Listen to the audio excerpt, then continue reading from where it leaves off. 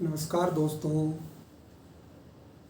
आपसे पिछली बार जब हम हास्य व्यंग की रचनाओं पर चर्चा कर रहे थे तो मैंने इंगित किया था कि जब कोई नाटक या कहानी मैं लिखता हूँ तो उसके दूसरी कहानी और नाटक लिखने के बीच में जो अंतराल होता है उसमें हास्य व्यंग की रचनाएं लिखता हूँ ताकि मन को थोड़ा सा मुदित हो और जो एक दिमाग पर दबाव रहता है कहानी लिखने का वो भी कम हो।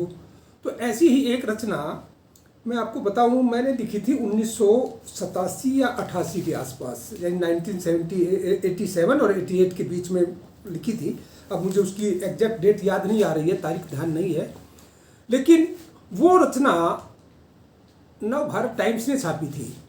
उनका इतवार का जो पन्ना आता है फीचर वाला, उसके ऊपर उन्होंने छापी और उस रचना का नाम था दांत है तो जहान है। दोस्तों वो रचना उसके बाद यानी कि नवभारत टाइम्स ने छापने के बाद में कई और पत्र पत्रिकाओं ने भी उसको छापा और उसका परिणाम ये निकला कि मध्य प्रदेश शिक्षा बोर्ड ने उस रचना को, यानी दांत है तो जहान है, उस रचना को अपने बच्चों के पाठ्यक्रम में शामिल कर लिया। और ये रचना आप देख रहे हैं कि ये उनकी एक किताब है 7वीं क्लास के लिए, सुगम भारती। आप देखें, ये मध्य प्रदेश शिक्षा बोर्ड की पुस्तक है सुगम भारती।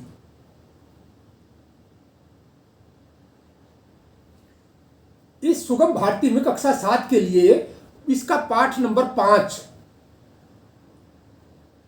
आप देखेंगे, दांत है तो जहान है।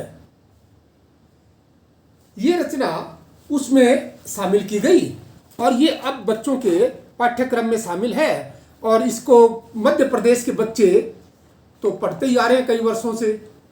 लेकिन ये चूंकि ऐसी रचना है जिसके ऊपर थोड़ा सा मनोरंजन का पुट है, मैं समझता हूं कि आज के लिए ये उपयुक्त रहेगी।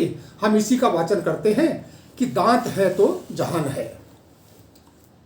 ये मेरी 121 हास्य व्यंग रचनाओं में भी शामिल है और इसको मैं आपको दिखाऊं। ये यहाँ पे दांत है तो जहान है रचना है। अब मैं इसका वाचन करता हूं, आप इसे पढ़कर आनंदित होंगे।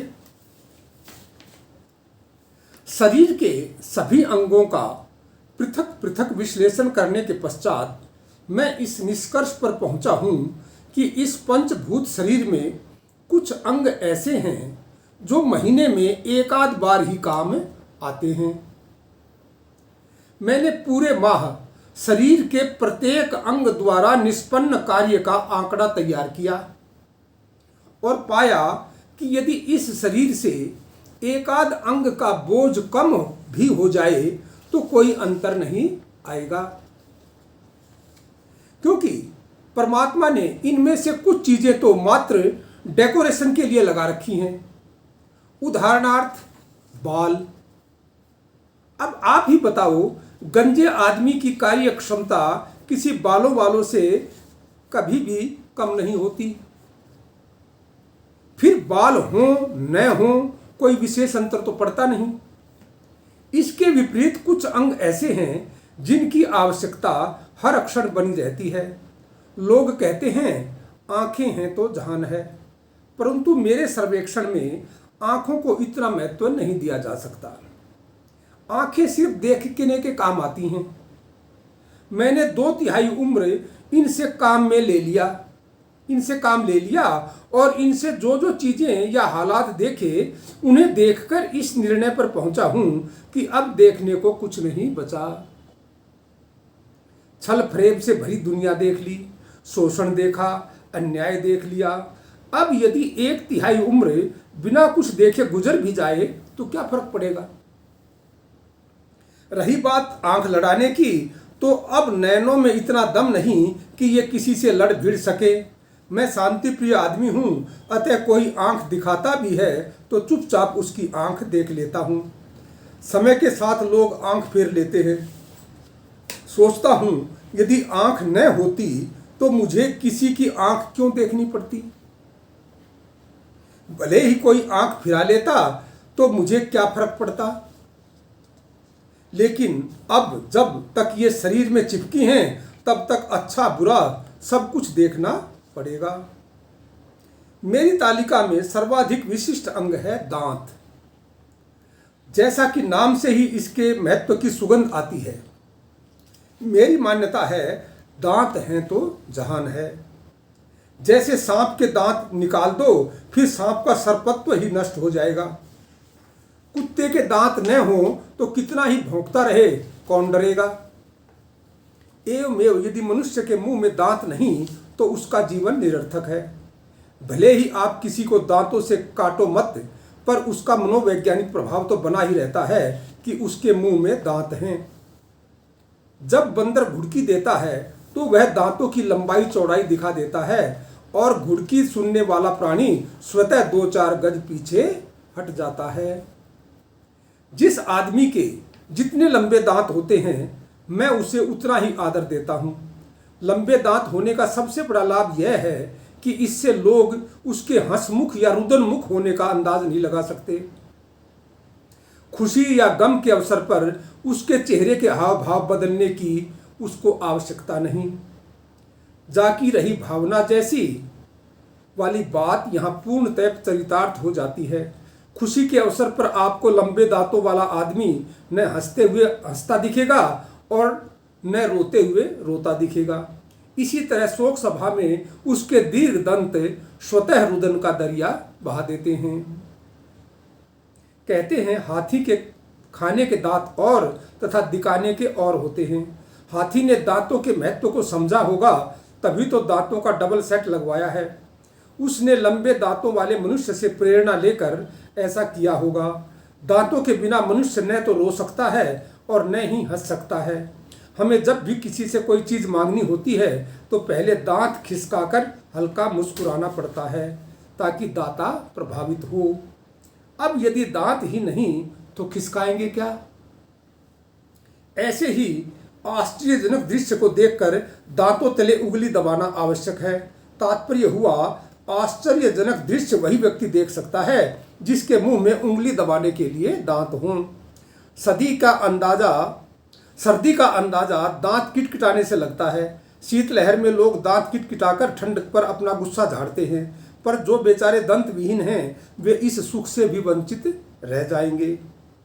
लोग दांतों में सोने चांदी के तार जड़वाते हैं। यह सब इस बात का द्योतक है कि वे लोग अपने दांतों को सोने चांदी से भी अधिक महत्वपूर्ण मानते हैं। फिर माने क्यों नहीं, आखिर दांत ही तो शरीर का सबसे वफादार अंग है।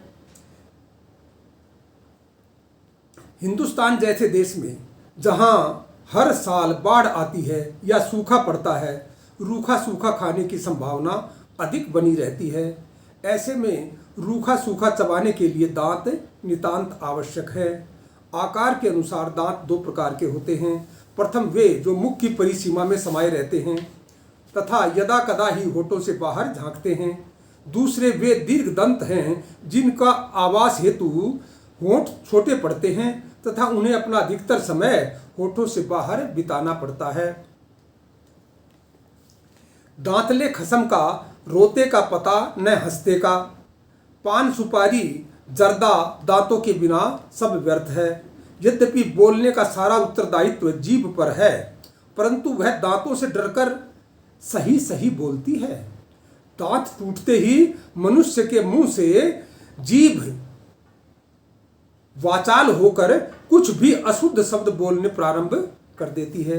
दांतों को महत्वपूर्ण समझकर ही लड़ाई झगड़े में प्रतिद्वंद्वी सबसे पहले दांत तोड़ने की बात करता है। रही शरीर के बाकी अंगों की बात, तो मुझे ऐसी कोई इंद्रिय इतनी महत्वपूर्ण नजर नहीं आ रही जो दांतों का मुकाबला कर सके। किसी ने कहा था कुछ मनुष्य खाने के लिए जीते हैं तो कुछ जीने के लिए खाते हैं। घूम फिरकर बात तो एक ही हुई कि दोनों खाते हैं और खाने के लिए दांत परम आवश्यक हैं। बहुमत के आधार पर भी दांत सर्वोपरि हैं। शरीर के अधिकतर अंग इकलौते हैं या फिर उनकी संख्या 2 तक हो सकती है, पर दांत संख्या में सर्वाधिक हैं। हानि लाभ की पूरी गणना के बाद अब परमात्मा से प्रार्थना करता हूँ कि भगवान भले ही मेरी आंख फोड़ दे, टांग तोड़ दे, पर इस बत्तीसी को सही सलामत रखे। दोस्तों, आज की रचना दांत हैं तो जहान है आपको अच्छी लगी होगी, ऐसी मैं उम्मीद करता हूँ। और अपनी टिप्पणी अवश्य दें, मुझे इससे प्रोत्साहन मिलेगा। और अगली बार आपके साथ दूसरी हास्य व्यंग्य रचना लेकर मैं उपस्थित होऊंगा। तब तक के लिए नमस्कार।